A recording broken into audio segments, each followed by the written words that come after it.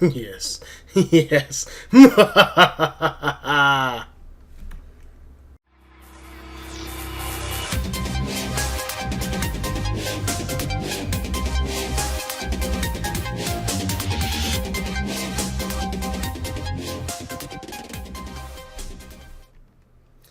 And welcome back to another Ravenous Flamingos tutorials. For Minecraft, this is the excuse me. This is the PC version again. I'm actually working on Snapshot 13w01b, which is actually the non-glitched version of 01a. But it has all the same stuff. They just had to fix a few little glitches in here. But let's go ahead and get started. Do this real quick. First little thing I'm going to start out with is these little pressure plates. Used to be you would only have either stone or wooden pressure plates. And they would turn on to pretty much everything. You throwing stuff on them, you standing on them, everything. These are actually exclusive pieces to where it only activates with items or blocks thrown on them, and it all depends on the weight. This gold version is actually the light version, and this iron version is the heavy version. Now, you can pick whatever blocks you want, but I'll give you a demonstration here. We're going to throw 1, 2, 3, 4, 5, 6, 7. There we go. 8, 9, about 8 or 9. Actually, there you go. So I guess they weren't on the pad. But as you can see, it only took about, what I have, 64, 8 blocks to turn this light on. Now over here, it's going to take a lot more. So we start out with 58. That's 28. And that's going to be 40. 1, 2, 3, 4. Okay, so about 44. As you can see, that's a lot more to turn on this heavier side than it is the lighter side.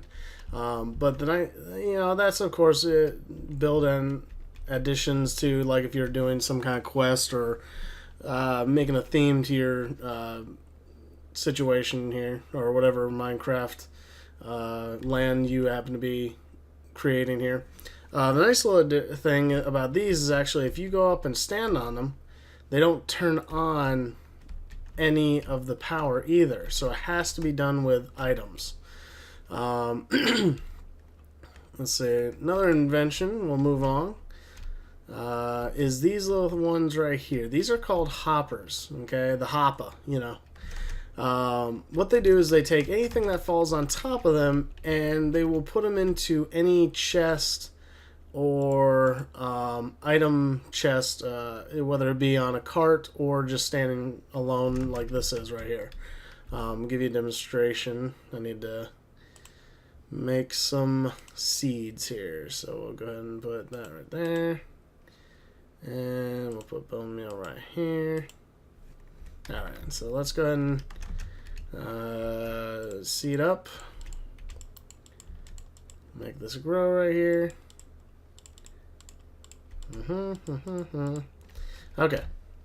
Now that we have our fully grown grass here, used to be that I would set up my wheat farm like this, and then what would happen is that, as you can see over here, the water would roll down, push them into another river, and actually just consolidate at the bottom. And I would have to manually do this. This actually takes all the manipulation out of it to where you have to do it. It will automatically do it. So now these farms have actually become automatic farms. So we'll go ahead and turn on the water.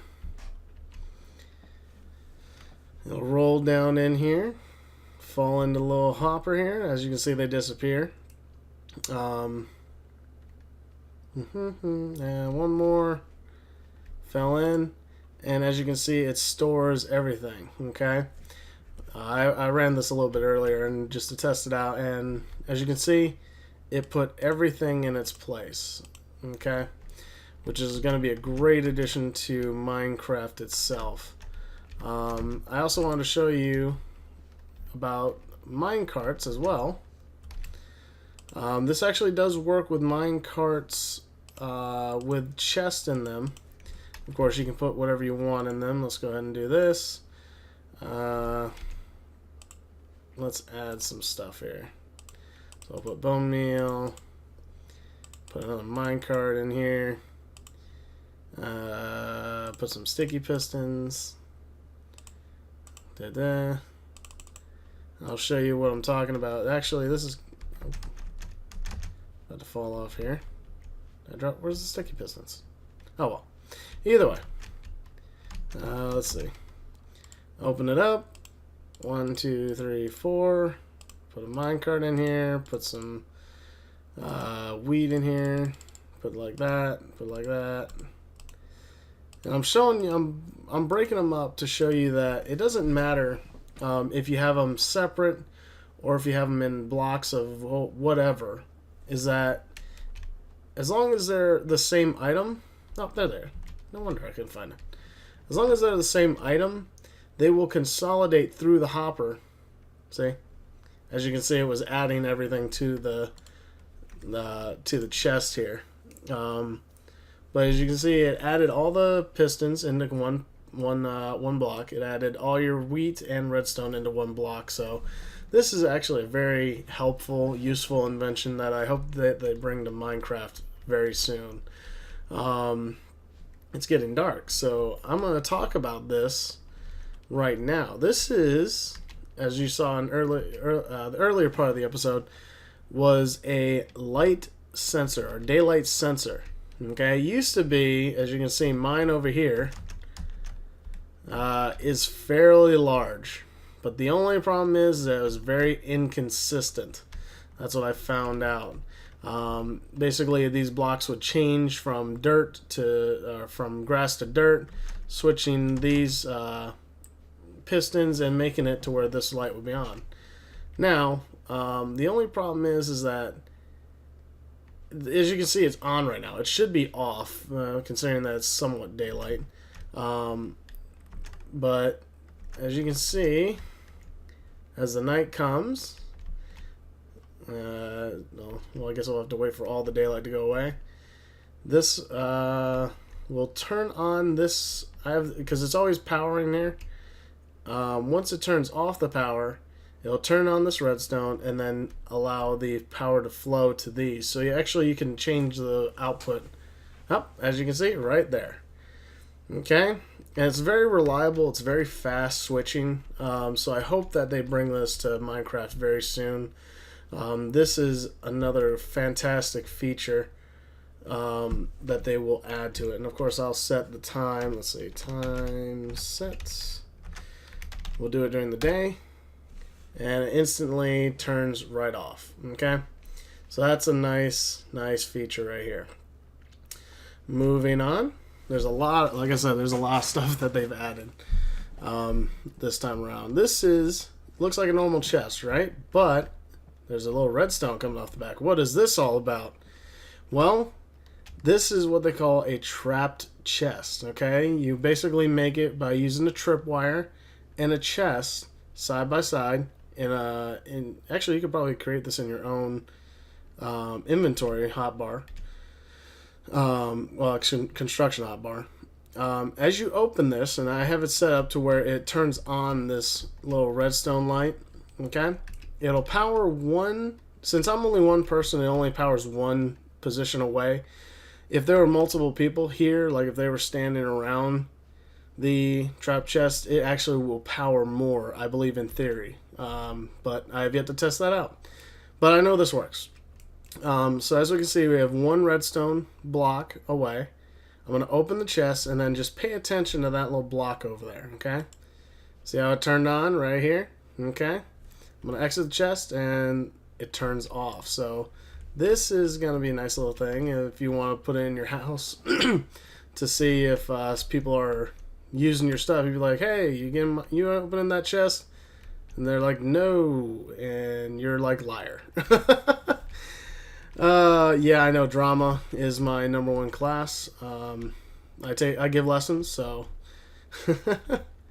moving on. This is a block of redstone, okay? What's nice about this is that instead of having a normal redstone torch having to power a block, usually with a sticky piston, this actually takes the place of that. This is its own power source.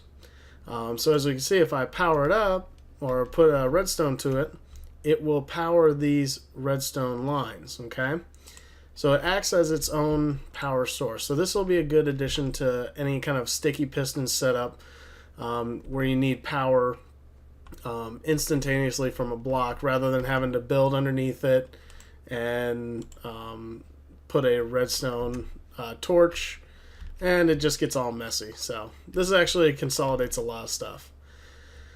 Okay, moving on. Last two things. I'll go ahead and talk about this. This is actually from the Nether. It's Nether quartz. Okay. This is just, as you can see, this actually block is a resource now that is in the Nether that they've added, because there was not a lot of stuff in the Nether that you could get other than stuff for crafting, brewing and such. But they've added this to where now it's quartz, as you can see, Nether quartz. Now these actually play a building block in this little item and the daylight sensor, okay? And like I said, that's in the Nether and you can mine it at any time. Now, this doesn't look like a regular redstone repeater, does it, right? Well, this is what they call a Redstone Comparator. And basically what this does is that, and I'll show you on screen little little picture. We have side A, we have side B, and we have output, which is going to be your C. Okay? If side A has more power than side B, then it will have an output from C. As you can see right here, we have to have this redstone power travels 1, 2, 3, 4, 5, 6, 7. 7 spots to power this repeater or comparator. Whereas this side only has to travel 3. Okay, so that means that since this has technically more power, it doesn't allow the power to flow. Now, if I take the power off, this has no lesser power than this side, so it allows the power to flow. Okay. Now, same with this is that even if these are even length, technically side A wins and it allows the power to flow. But at only time if the power has to travel 1 block further will this not allow the power to flow. Okay. And that's a neat little invention. A lot of redstone enthusiasts will work with that. I'm currently trying to figure out what I want to do with this. It's very exciting. There's a lot of new additions to Minecraft Snapshot, at least, and I hope that they implement these sooner than later, because these are very useful for redstone enthusiasts and mechanical engineers, I would say, to call us, a little what we are. But I mean, it's just like very exciting, and I hope that they do bring this to regular Minecraft as soon as possible. Other than that, if I left anything out, please feel free to comment. Please remember to like, subscribe, all that good stuff. Other than that, I believe that's about it. All right. And again, thanks guys for watching, and have a wonderful afternoon, evening, morning, whatever. See you guys.